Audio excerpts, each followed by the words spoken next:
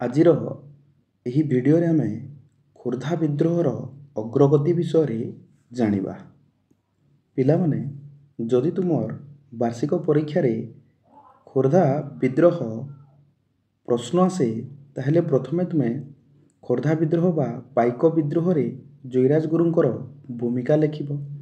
ତାପରେ ଖୋର୍ଦ୍ଧା ବିଦ୍ରୋହ ବା ପାଇକ ବିଦ୍ରୋହର କାରଣ ଗୁଡ଼ିକ ଲେଖିବ। ତା ସହିତ ଖୋର୍ଦ୍ଧା ବିଦ୍ରୋହର ଅଗ୍ରଗତି ଲେଖିବ। ଇଂରେଜମାନେ କେମିତି ଏହି ଖୋର୍ଦ୍ଧା ବିଦ୍ରୋହ ବା ପାଇକ ବିଦ୍ରୋହକୁ ଦମନ କରିଥିଲେ ତାକୁ ଲେଖିବ। ତା ସହିତ ଖୋର୍ଦ୍ଧା ବିଦ୍ରୋହ ବା ପାଇକ ବିଦ୍ରୋହର ଫଳାଫଳ ଲେଖିବ, ଯଦ୍ୱାରା ତୁମର ଉତ୍ତରଟି ସମ୍ପୂର୍ଣ୍ଣ ହୋଇଯିବ।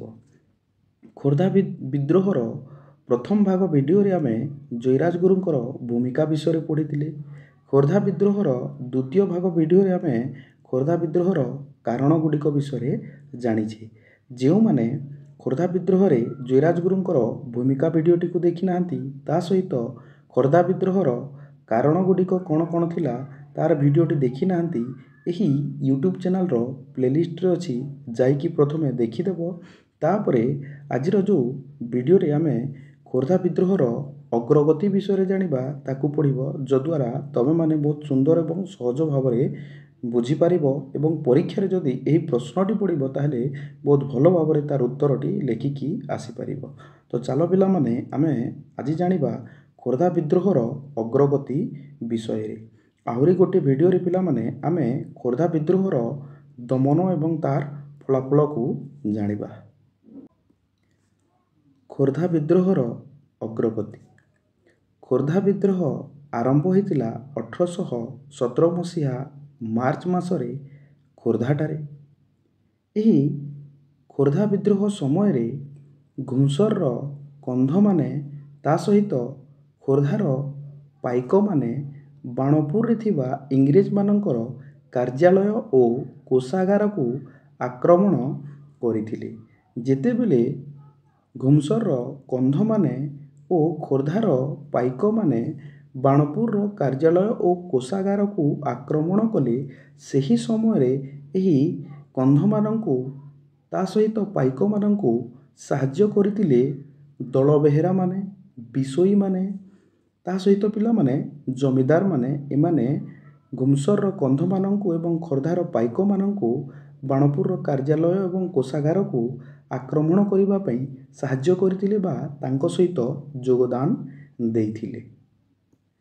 ଏହି ବିଦ୍ରୋହୀମାନେ ବାଣପୁରର କୋଷାଗାରରୁ 15,000 ଟଙ୍କା ଲୁଟିନେଲେ ଏବଂ ଯେଉଁ ଲୋକମାନେ ଇଂରେଜମାନଙ୍କୁ ସମର୍ଥନ କରୁଥିଲେ ତାଙ୍କୁ ହତ୍ୟା କଲେ।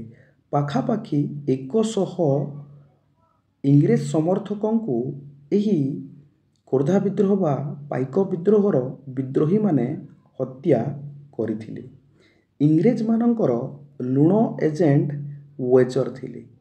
ଏହି ବାଣପୁରର ବିଦ୍ରୋହ ସମୟରେ ଏହି ଇଂରେଜମାନଙ୍କର ଲୁଣ ଏଜେଣ୍ଟ ଅଳ୍ପକେ ବର୍ତ୍ତି ଯାଇଥିଲେ। ଏହି ଖୋର୍ଦ୍ଧା ବିଦ୍ରୋହ ବା ପାଇକ ବିଦ୍ରୋହ ବ୍ୟାପି ଯାଇଥିଲା ଖୋର୍ଦ୍ଧା, ଲେମ୍ବାଇ, କାଠଦେଶ ଇତ୍ୟାଦି ସ୍ଥାନକୁ। ବିଦ୍ରୋହୀମାନେ ବାଣପୁରରେ ବିଦ୍ରୋହର ବିଜୟ ଲାଭ କରି ସାରିଲା ପରେ ସେମାନେ ଆକ୍ରମଣ କଲେ ପୁରୀକୁ। ଇଷ୍ଟ ଇଣ୍ଡିଆ କମ୍ପାନୀ ଖୋର୍ଦ୍ଧାର ରାଜା ଦ୍ୱିତୀୟ ମୁକୁନ୍ଦଦେବକୁ ଖୋର୍ଦ୍ଧାରୁ ଗାଦିଚ୍ୟୁତ କରି ପୁରୀଠାରେ ଅବସ୍ଥାପିତ କଲେ ଏବଂ ବିଦ୍ରୋହୀମାନେ ବିଦ୍ରୋହର ନେତୃତ୍ୱ ନେବା ପାଇଁ ଏହି ଖୋର୍ଦ୍ଧାର ରାଜା ଦ୍ୱିତୀୟ ମୁକୁନ୍ଦଦେବଙ୍କୁ ଅନୁରୋଧ କଲେ। ପରବର୍ତ୍ତୀ ସମୟରେ ବିଦ୍ରୋହୀମାନେ ଆକ୍ରମଣ କଲେ ପୁରୀର କଚେରୀ, ସରକାରୀ କୋଠାଘରକୁ।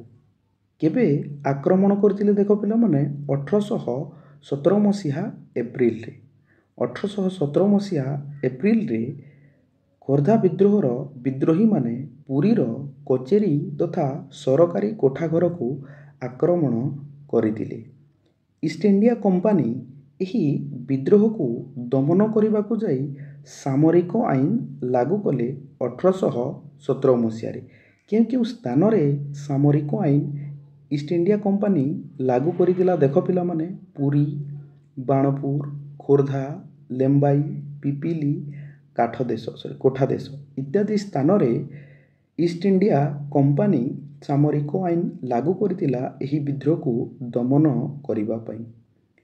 ପରବର୍ତ୍ତୀ ସମୟରେ ଯେତେବେଳେ ଇଂରେଜ ସରକାର ଜାଣିଲେ ରାଜା ମଧ୍ୟ ବିଦ୍ରୋହୀମାନଙ୍କୁ ସହଯୋଗ କରୁଛନ୍ତି, ତେଣୁ ଇଂରେଜମାନେ ରାଜାଙ୍କୁ ବନ୍ଦୀ କରି କଟକକୁ ସ୍ଥାନାନ୍ତରିତ କଲେ।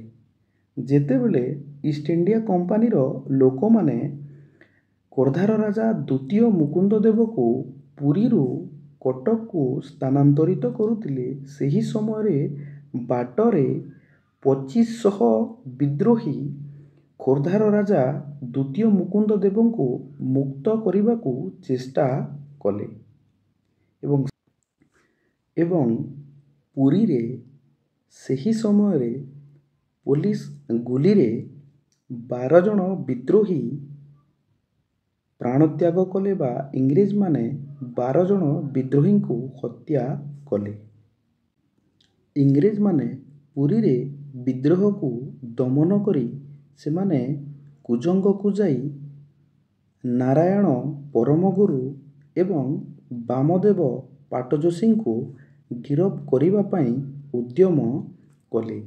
ଏହି ଖୋର୍ଦ୍ଧା ବିଦ୍ରୋହ ବା ପାଇକ ବିଦ୍ରୋହର ପ୍ରମୁଖ ନେତାମାନେ ଥିଲେ ବକ୍ସି ଜଗବନ୍ଧୁ, କୃଷ୍ଣଚନ୍ଦ୍ର ଭ୍ରମରବର, ଗୋପାଳ ଛୋଟରାୟ, ପିଣ୍ଡିକା ଇତ୍ୟାଦି ଏହି ଖୋର୍ଦ୍ଧା ବିଦ୍ରୋହ ବା ପାଇକ ବିଦ୍ରୋହର ପ୍ରମୁଖ ନେତାମାନେ ଥିଲେ ବା ପ୍ରମୁଖ ବିଦ୍ରୋହୀମାନେ ଥିଲେ।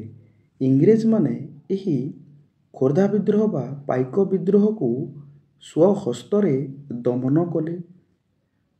ବିଦ୍ରୋହର ଦମନ ପରେ ମଧ୍ୟ ଏ ଯେଉଁ ପ୍ରମୁଖ ନେତାମାନେ ଥିଲେ ସେମାନେ ଗିରଫ ହେଉନଥିଲେ।